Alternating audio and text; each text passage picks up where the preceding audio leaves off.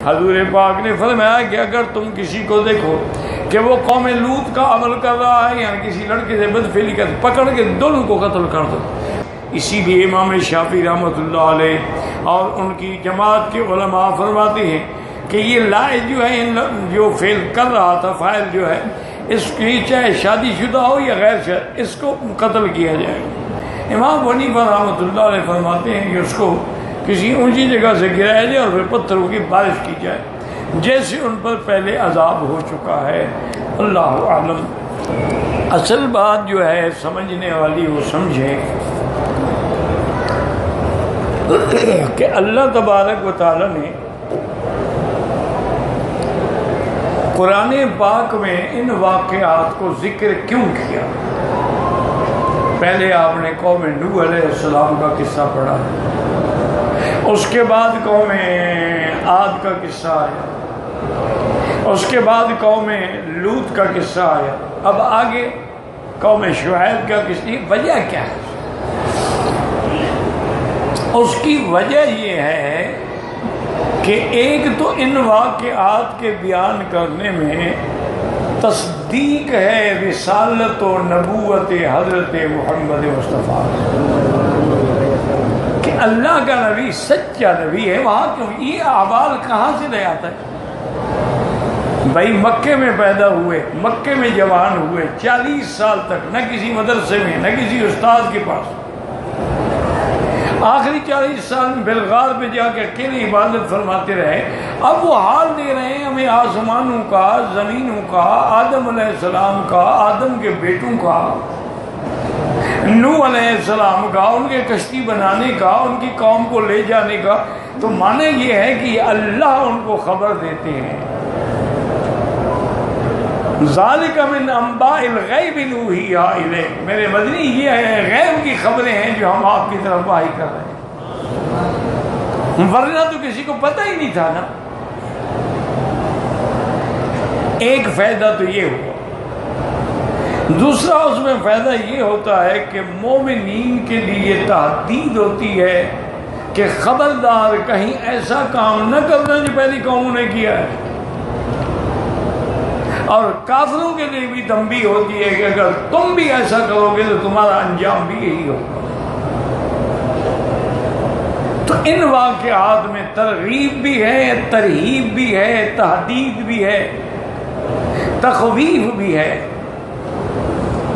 تاکہ لوگ جو ہیں وہ ان واقعات کو سامنے رکھ کے غور کریں۔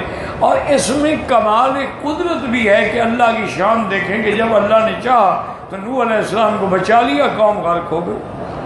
لیکن یاد رکھیں کہ مومن کی نظر ہر بات میں اللہ پہ ہوتی ہے اور کافر کی نظر اسباب پہ ہوتی ہے، اور اللہ تعالیٰ کا سنت اللہ ہے کہ جب بھی عذاب آئے گا اللہ اپنے پیغمبروں کو، ایمان والوں کو، ماننے والوں کو وہاں سے نکال دے اور باقی قومیں جو ہیں وہ عذاب میں ہلاک ہو جائیں۔ اور دوسری بات یہ سمجھیں کہ آج کل مستشرقین ایک اور اعتراض بھی کرتے ہیں کہ جی اگر کافروں پر یا قوم لوط پر اس فعل کی وجہ سے عذاب آیا تھا، آج کل تو قانونی طور پر بدفعلی ہو رہی ہے۔ کہتے ہیں جی اب تو باقاعدہ لائسنس ملتا ہے، جیسے عورتیں نعوذ باللہ اپنا جسم بیچنے کے لیے بازار میں کھڑی ہوتی ہیں، اب تو لڑکے بھی kھڑے ہوتے ہیں اور ان کا آپس میں بھی باقاعدہ نکاح رجسٹر ہوتا ہے، عورت کا عورت سے نکاح رجسٹر ہوتا ہے۔ تو کہتے ہیں جی ان پہ عذاب کیوں نہیں آتا؟ پہلی بات تو یاد رکھیں کہ اللہ تبارک و تعالیٰ کا منشا ہے وہ چاہیں تو عذاب کریں، وہ چاہیں تو نہ کریں۔ دوسرا یہ کہ اس وقت نبی موجود تھا، اس کے سامنے انہوں نے گستاخی کی تو اللہ کا عذاب آ گیا۔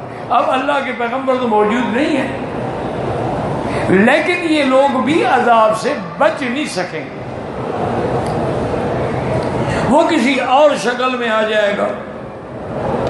اب ان لوگوں پر ایک ایسا عذاب آیا ہے، یہ جو لڑکوں سے بدفعلی کرتے ہیں یا جو عورتیں نعوذ باللہ جانوروں سے بدفعلی کرواتی ہیں، کتوں سے بدفعلی کرواتی ہیں، حویش سے بدفعلی کرواتی ہیں. انجام یہ نکلا کہ اللہ نے ایڈز کی ایک بیماری ہے جو مسلط کر دی،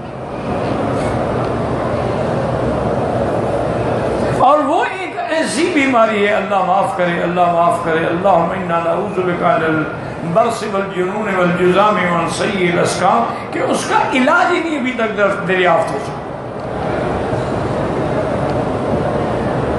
تو اللہ تعالیٰ کی مرضی ہے، اللہ چاہیں تو جبریل بھیج کے عذاب دے، اللہ چاہیں بیماری بھیج کے عذاب دے. عذاب تو اب بھی آ رہے ہیں.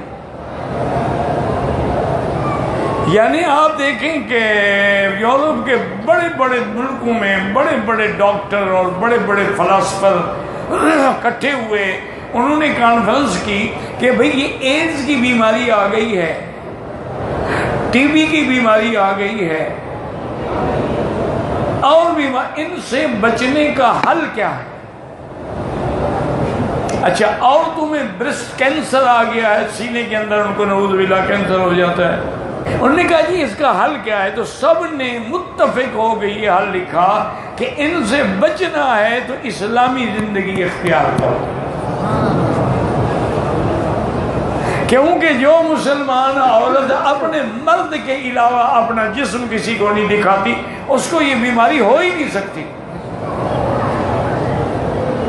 جو مسلمان عورت جو ہے اپنے بچے کو سینے سے لگا کے خود دودھ پلاتی ہے، اس کو کبھی برسٹ کینسر نہیں ہوگا.